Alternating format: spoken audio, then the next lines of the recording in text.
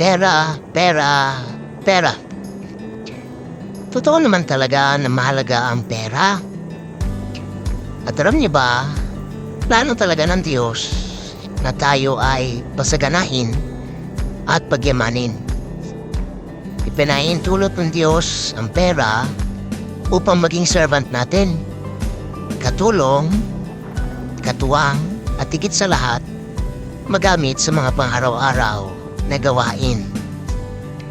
Kung ikaw ay pinagpala ni Lord ng sobra-sobra, nakadesign yan para maging pagpapala ka rin sa iba.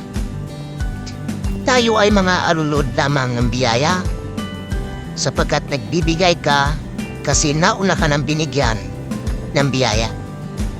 At ngayon, parang kabaliktaran na ata ang nangyayari. Naging alipin na ang tao sa pera. Pera na ang nagpapaikot at nagkukontrol sa tao. Ay, kapatid, huwag lang umikot ang buhay mo sa pera. There's life more than money. Makamit mo man ang lahat, kapalit naman ito ang iyong kaluluwa, wala din.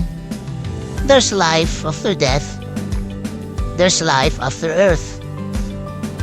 At the end of the day, fear God, worship Him more than anything. Live a little. Let's ride and see God's wonderful creation. God bless.